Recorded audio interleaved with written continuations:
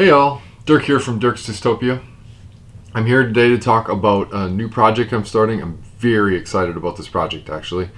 I've been waiting to start it for a long time. I keep putting it behind some other things that I have to get done so I can actually have a little bit of pressure to get some other less fun projects done. I'm going to start a word bearers army. I have a couple reasons for this. A big one is I would like to have a trader army for the channel, so that it's much easier to set up games and get games filmed and out to you guys.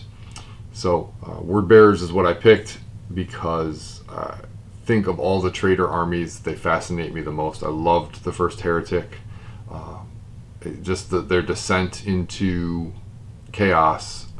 They're turning 40 plus years before anybody else had even thought about becoming a trader.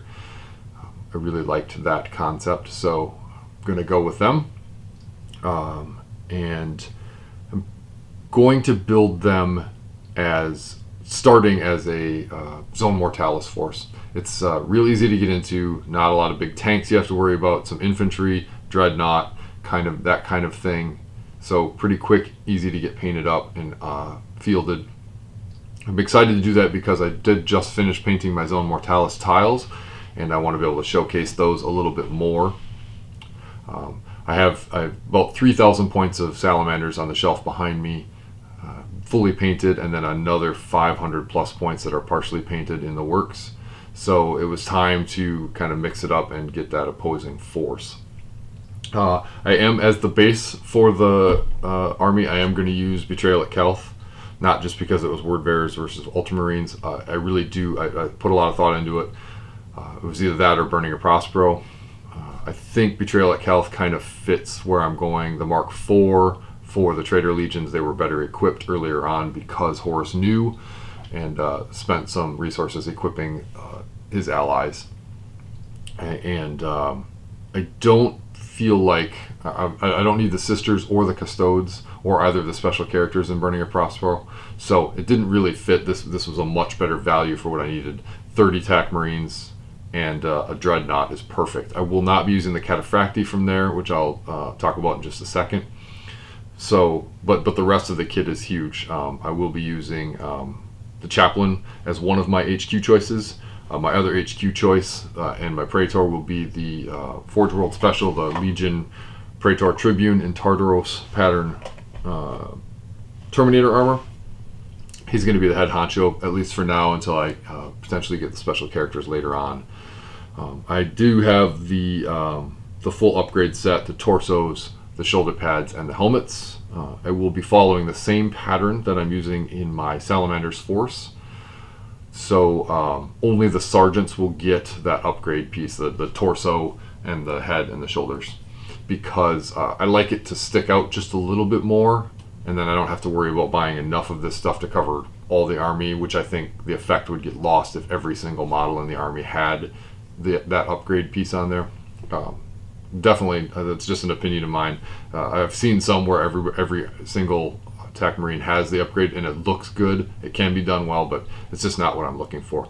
I have also decided to continue basing mine on the GW bases that they have, not the Sector Mechanicus, I don't remember quite which one it is, but the same as my Salamanders, so that both my armies will match base-wise across the board. I think that'll have a cool effect, especially if they end up going against each other. I do have, this is the paint scheme I'm going with. This is the 5 test models I made a while back to play around with this scheme that I really like. It's mostly airbrushed. There is the black and metal details are not, but otherwise it's an airbrush complete model, which I'm excited to actually maybe do it a little faster. I love my Salamander's paint scheme. I'm a huge fan of it. It is a long paint scheme. I think there are 4 stages just to get the green, and then you have to go back and do all the details. Like I said, I love it. I'm a huge fan of it. Look the way it looks on the table, but it takes forever to paint. This is, I'm hoping to be a much quicker thing. And I'm also going to, with this video log that I'm starting here today, I'm also going to detail the paint scheme. So you'll see all of the steps, what I did to get there, airbrush and detail parts of it. So that's going to be happening too. Look forward to that. The other piece I am going to use the Tartaros pattern Terminators, which I have already assembled here. Not started painting them at all, but this is from the burning of Prospero. I went with Cataphracti in my Salamanders army. I like the way it looks. It fit kind of the theme, the slog across the board kind of Salamanders army I wanted. But I wanted something a little different for the Word Bearers. Again, better equipped, so they'll have the Tartaros pattern Terminator armor, which will fit nicely with the Praetor that's leading them in Tartaros pattern. So went with the autocannon and yeah, 2 chain fists, 2 power fists, sergeant with a power sword, and a Volkite, maybe a charger. I'm not good with Volkite names yet. Working on that. So that's going to be them. My plans for the box: 2 tactical squads, 10-man, and then 2 special weapons. I'm sorry, 1 tactical support squad, 1 heavy support squad. Probably, I'm not sure with the tactical support squad. Maybe Meltas. These 5 guys are actually going to end up with plasmas at some point, and then the heavy support squad, I don't know. I'm kind of back and forth on that. Missile launchers are probably a good choice, but heavy bolters would look kind of cool and be a little different. I know there's some people in the area that play militia, would work against that with that. I'm not sure, honestly, but some sort of heavy weapon will be, maybe I'll go like heavy Volkite or something, culverins. So that's kind of my plan there.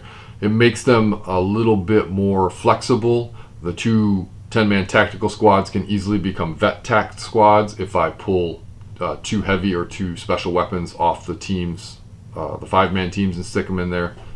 Bam, got the veteran tactical squads with their missile launchers on suspensor webs or whatever.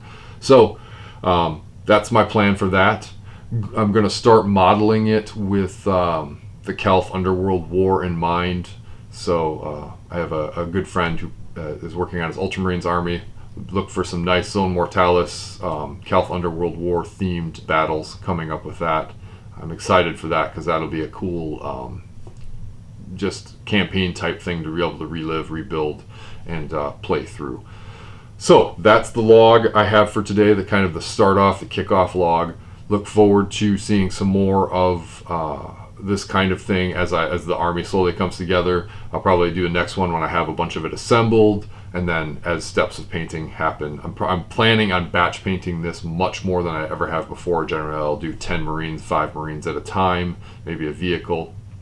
This one I plan on assembling all 30 Marines from the kit here, plus the HQs, and then batch painting all 30, at least through the airbrushing stages, which will be all of the red. There are several layers for that, but it's a quick process. So, and then maybe I'll break it out and do 5 or 10 at a time to put in the details. We'll see how I feel at that point. That is the start of this. If you have any comments or questions, please let me know. Subscribe to the channel to see more of this army as it forms. Thanks.